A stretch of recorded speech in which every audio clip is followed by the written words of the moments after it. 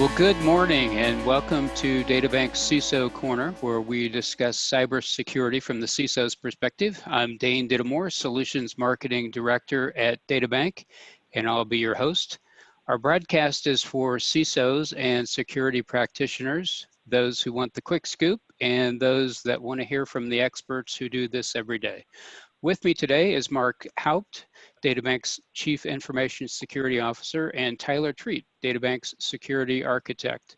Good morning, gentlemen. Good morning, Dane. How are you doing today? Great. We hope our listeners and families are well and safe. We realize it's been a year filled with uncertainty. And Mark, since it's been quite a while since our last broadcast, why don't you tell us kind of what you and your team have been up to and what's on your mind? Absolutely. Thanks, Dane. So it has been a while since our last podcast. The summer has brought us all sorts of fun challenges as well as even some rest and vacation time, believe it or not, in the midst of all this COVID. So one of the things that, or a couple of things that we've been doing, we've had some changes in our overall leadership structure. So I'm obviously still the CISO at DataBank, but we've had some changes on our managed services side of things. So I've been working to get used to and develop some new strategies with those individuals that are now in charge of our managed services and that impact our managed security side of things. I think the challenges are great that are in front of us, and I think the solutions are even better. And these changes that we've made at our leadership level have really been the kinds that will allow us to position ourselves to move forward and be able to address a lot of our customers' concerns now and in the future. So I'm looking forward to that. It's been one of the big items over the summer. The other thing, of course, we've been dealing with COVID and a lot of the uncertainties with that. So last time we spoke, we were dealing with some of the uncertainties with civil unrest and the physical security aspects around our data centers. We are glad to say that everybody is safe and well. We've really had no additional problems with COVID at DataBank, and we've not had any problems or any major concerns at all with the civil unrest in regards to our data centers and the physical security pieces that are employed in those data centers. And we'll talk about that a little bit here going forward as well. Probably the biggest thing that we've been working on and are working on right now is we are going through our audits at DataBank. That's one of the reasons our compliance team lead, is not with us today. Callie is heads down, probably more like heads buried, in doing 8 audits. And I have some great news regarding those audits this year. We have added 2 audits to our regimen. So we are now doing 8 audits of our systems on an annual basis. This is unprecedented for a data center provider to be subjected, if you will, to 8 different audits on an annual basis. So the new audits that we're adding, one is very much customer focused, and that is the Cloud Security Alliance has a STAR program, and that STAR program is specific towards managed services and cloud environments, where it uses a unique and clear set of controls that are produced by the Cloud Security Alliance as a control mechanism. And when we are in compliance with that, we can then show other customers or new customers and current customers that their systems are secure as other providers are, like an AWS, Azure, and so on and so forth. Now, we could currently do that. Don't get me wrong. We can currently do that through our SS18, SOC 1 and SOC 2, through our PCI audits, and through our HIPAA audits. This is just an added layer that allows us to show an additional level of compliance with an industry standard type of situation in the Cloud Security Alliance. So, and as DataBank is a Cloud Security Alliance member, it allows us to ensure that we're in line with a group that we're subscribing to. The other audit that we're doing is more of an internal audit, but it does have some impact on our customers, and it's Sarbanes-Oxley audit, or SOX, which is testing our financial controls And what this is doing is it is allowing our customers and allowing us to know that the way that we conduct our finances in relation to billing and actual expenditures in and out, things like that, are all within the Sarbanes-Oxley compliance statute. Now, Sarbanes-Oxley is a law that only companies that meet the requirements are required to work with, and most of those requirements are those that are publicly traded companies. Now, DataBank is not a publicly traded company, and just because we're doing SOX, it is not to say that DataBank is going to be changing into one. Reality is DataBank is an investor-owned company, and some of the companies that own us, if you will, or they're investing in us, are SEC and publicly traded companies, and so we are really doing the SOX piece to comply with their needs, rather than some sort of a move, if you will, that DataBank is making into a new world of being a publicly traded company. So just to be clear on that, a lot of people would automatically try and connect the dots when Sarbanes-Oxley was discussed, that we were doing something different, and we're not. So anyway, we're very much Cali is very much heads down on that right now, and those are the challenges that we have in front of us, Dane. That's awesome. So tell us a little bit about, maybe some of the things that you've encountered. I know in the past broadcast or two, we've talked a little bit about DDoS and DDoS attacks and kind of the proliferation of those. Tell us a little bit about kind of the trends that you guys are seeing and the impacts to maybe some of our customers, although customers being unnamed, of course, but right, absolutely. Kind of what's happened in that respect. Yeah, great. So thanks for allowing me to catch you up on that as well. So, if you've listened to previous podcasts when we were starting out with COVID, the first couple of months, we actually did talk about what was happening from a COVID perspective and from an attack trend or threat perspective. And what we found was that the first month or so, we saw some pretty significant DDoS attacks coming in. And then those tailed off, and we talked about people who were sitting at home with nothing better to do, script kiddies, kids in high school that are playing around, even fairly significant and well-funded and well-educated attackers who may have been out of regular jobs or may have had nothing better to do because everybody's at home with COVID. We saw them starting to attack systems from what we call low-hanging fruit perspective, meaning people who had not patched their systems. Well, we've now come full circle on that. In the past few weeks, we've been seeing more DDoS attacks again, and more challenging DDoS attacks. And I firmly believe that a lot of those are related to the time frame that we are moving into here in this 60 days before the presidential election in the United States. Regardless of who is running, and hear me clear, we're not making any sort of political statements. Regardless of who is running, the 60 to 90 days before a U.S. election in the past, a major U.S. election, such as the presidential election that we're in now, or the midterm elections that happened in 2018 and 2014, we have seen a significant rise in incidents that have occurred, and many times those come in the form of DDoS attacks or ransomware type of attacks, phishing type of attacks that lead to further problems. Now, typically these attacks that we see in these 60 to 90 day run-ups are disruptive type of attacks rather than information stealing situations.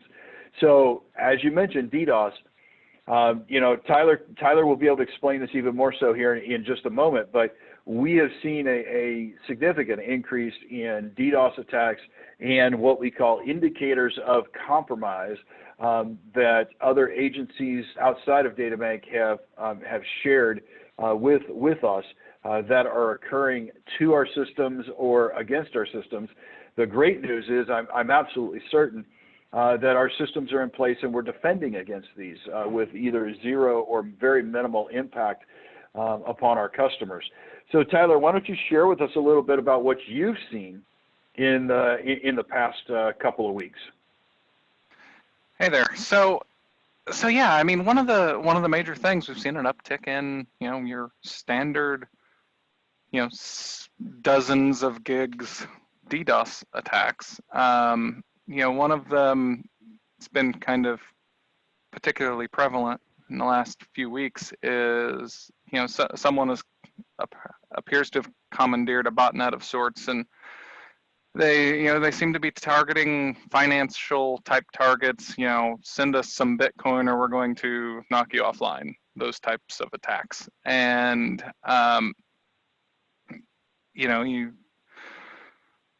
they generally are following through on the ransom demands, and we're fending off those attacks and pressing forward. Targeting things like, you're looking at things like DNS, NTP amplification attacks, blasting spoofed UDP traffic, things along those lines. And, looking around kind of in the news a bit, it seems to be somewhat widespread going towards the financial industry. So that's a big thing that's going on. Then there was some vulnerabilities in the load balancer appliances that are out there in the market. Seen a little bit of that on the colo side, things like that. So it's been rather interesting. You get kind of like some of the third-party reporters coming in, saying, "Hey, we detected this on this such and such IP space, and you may want to know about that," and we're passing it on. Right. So one of the most interesting things I've seen in the past couple of weeks on the DDoS, financial DDoS attacks that you're talking about, Tyler, you tell me whether this is interesting to you or not, but it is the fact that you mentioned they're following through on their ransomware. So we saw a DDoS attack come in on one day, and then a threat of ransom come through a couple of days later, and like clockwork, their threat was levied with another DDoS attack in a few days. Is that something that's not typical from what you've seen? I don't know that I've actually seen a situation like that where they have followed through like clockwork exactly when they said they would be. Yeah, I mean, it's not exactly common, but it does, I guess, from their perspective, lend credence to their cause, or whatever that may be. It is somewhat uncommon in the things I've seen. Right. It's people blasting Bitcoin ransom emails are so common anymore. You get kind of desensitized to it to a certain degree, and then I mean, this is just one of those things we prepare for them, and I always assume it's going to happen, but keep pressing forward. Absolutely. And so this particular threat that we saw was actually very, very specific with it also speaking of the previous threats, almost like they launched the first DDoS attack as a proof of concept or proof that they have the capability.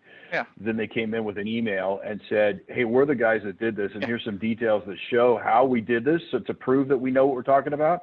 And then this will occur, and it will be painful for you the next time here, and it will occur on this date." And I don't think it got specific on what time, but when I say clockwork earlier, what we saw was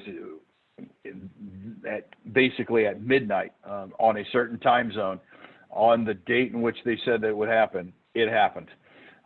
So it was a pretty interesting one. So I guess the moral of this story for our customers is, if you get a specific threat like that, a specific situation that talks about a historical attack and a future attack, and says, here's the ransom, you need to pay the ransom, you should take the threat seriously and talk with DataBank about that, because we're your provider on a lot of things. And so we could put in certain controls that would help and be in place, and that's exactly what we did for our customers that were impacted by this particular threat. So don't hesitate to reach out to us. It's not embarrassing to have somebody threaten you in this way. It is something that we need to come together and work on. And if you hide it, the impact could be much greater.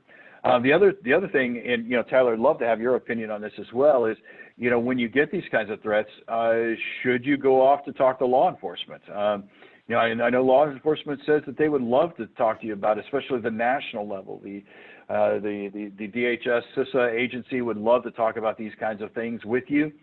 FBI has indicated that they would like to talk about it. So what's your take? Is some customers are, and even some at DataBank are a little leery of talking to law enforcement because they may come in and do other things or cause some disruptions to your business. What's your thought on that?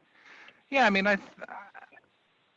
people tend to, you kind of people fall on both sides of the fence there on, do you have kind of a leery kind of viewpoint regarding engaging law enforcement and how it may have other impacts upon your business and things like that. And then there's, the group of people who are kind of like all in, willing to engage, willing to collaborate and go down that path. And, I don't particularly have any concern with engaging and sharing data and collaboration. In this business, the more data, actionable data you can get, the better. Keyword actionable, right? Yeah. Right. Because it's easy to get a lot of noise. Yep. Absolutely. Yeah, absolutely. And I used the term indicators of compromise, or IOCs, a moment ago. In a situation, not the same as the DDoS situation I was just speaking of, but in another situation in the past week, I actually did reach out to law enforcement and talk to them, and they were able to provide me with some valuable information that is not public knowledge. Now, just to be clear, it was also not classified data, but I can tell you that lots of times law enforcement can share with you unclassified portions of information that maybe have been derived from classified data. And those types of situations can be very helpful to defending your network. For example, blocking IP addresses that are coming from known source targets, if you will. Maybe looking for certain types of traffic on particular ports or certain indicators of compromise that are well buried on top of or inside of servers. So your law enforcement folks, I know there's a big challenge right now in the culture with trusting and being a part of law enforcement or in working with law enforcement. But if you're dealing with cyber stuff, just law enforcement in general is there to help you. And when you're dealing with cyber stuff, they could have information that you can't gain access to that could really, really, really help us. So actionable intelligence and reaching out to the right partners. Now, as far as law enforcement locally is concerned, your local sheriff and your local PD are probably not going to be good resources. You're probably going to have to reach out to national level, the CISA organization, DHS, that's Homeland Security, or the FBI would be good points to work with. And not only that, find a local InfraGard chapter. You can make great contacts there. That's correct. People who can at least point you in the right direction of where to go if you have one of these types of events. It's a great way to make some good contacts. Yep, absolutely. All right, so on that note, Dane, before we close up, I want to switch over to just kind of give a little bit of talking about what customers and people should be expecting over the next couple of months with this whole, as I mentioned earlier, the election coming up. And, politics aside, the fact is people do like to take advantage of those types of situations. And so customers should be prepared for a higher level of cyber attack situation over the next couple of months. And DataBank is most certainly prepared for that. And DataBank is most certainly prepared for the physical security aspects of potential civil unrest and things like that may occur over the coming months as well. So be assured that if you're a DataBank customer or a prospective DataBank customer, our facilities are about as secure as you can get without being put onto a military base, and we will continue to maintain that security for you. But what I want to speak to and talk about is what you as a customer can do to also prepare yourself or your organization for these. Hopefully they won't happen, but the reality is that at some point they probably will, these cyber attacks that are going to occur over the next couple of months. And to be clear that, right now we're looking at lead up to election, but depending on the results of the election, we actually may also see these occurring even for many months later. For example, if the election is contested, or if certain hacktivist groups are not pleased with the results of the election, we may see these types of things occurring even up to inauguration on January 20th or even further. So now is a great time to already be behind the ball, but still get yourself prepared for how you can handle these. And the biggest thing you can do, two biggest things you can do as a customer to be prepared is, number one, test your incident response plan.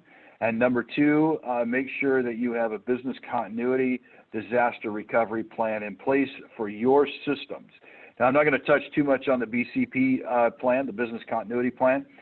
You can get some templates on that. You can set those up if you don't already have that, because a lot of the BCP will actually be more dependent on what happens in your offices, but you definitely need to test that. But let's focus in on the incident response plan piece of this for a few minutes. Tyler, we went through an incident response plan test about 10 days ago to prepare for what's coming up in the next couple of weeks. When you were involved in that test, what we did is we sat down with all the teams, the network, the systems teams, even some of the folks from non-technical side, and we kind of walked through what some of the risks and threat processes were. Why don't you give me, from your perspective, how simple that was to go through, and just the time that we spent going through that to make sure that we were all on the same page about how things would occur in the coming couple of days with DDoS attacks and other things like that. Why don't you give me some of your perspective on that, Tyler? Yeah, I mean, it was the thing I got to remember here is these don't have to be big, elaborate occasions. It can correct. be something as simple as, get your core team together. Who's going to be involved in the event of a denial of service attack, or some, any other type of attack, depending on what your what you see as your biggest threat vectors. Get everybody on the phone, on Zoom, around a table if you are somewhere you can do that, and let's talk through all the scenarios. Whiteboard some things out if that's an option. Let's walk through who's going to do what at given this scenario occurring, and step through your playbook. Throw in a wild card here and there, but the key is getting those lines of communications open and getting people kind of rehearsed and comfortable with working with each other, knowing how different teams operate that you may not engage with very regularly, kind of on a day-to-day basis. There's a kind of a lot of different things that these exercises will help you kind of work through and even learn about your own organization. Absolutely, absolutely. And one of the things that I thought was key through ours was actually defining who was going to be the incident commander and who was going to be the communicator, and making sure that our teams understood what their who to look to from a leader, who was going to actually call it an incident, and who was going to stand up the various bridge calls that were necessary, and who's going to communicate with customers, and so on and so forth. So if you're a customer and you have not, or anybody rather, you don't have to just be a customer, but if you're looking at the possibility that this is a threat to you, which you should be over the next couple of months, now's the time to do your annual incident response training. And I'll just give a little bit of a shameless plug, but on some of the DataBank websites and also my own LinkedIn profile, feel free to connect with me. But there was a webinar that I was a participant on, along with two other experts and professionals, one of them from CISA DHS, just last week, that talked about this topic. And so you can get an hour and 15 minutes of additional information on what's the proper way and how to conduct a incident response tabletop exercise during these trying times. So I think we should probably wrap it up there. Dane, thanks for your time and moderating us here and bringing us to the table. Hopefully the next podcast will come a little sooner than we did this one. So I'll turn it back over to you, Dane. Yeah, well, thanks, Mark and Tyler. As always, great stuff. And I know you guys are in the trenches and front lines every day and trying to combat all of these the bad actors out there. So we appreciate getting a little piece of your mind. And we'd like to thank everybody for listening, and we hope you came away with some useful information. As Mark mentioned, please feel free to reach out to any of us individually on LinkedIn. In addition, you can email the group at ciso@databank.com. And we hope to catch you next time on DataBank CISO Corner.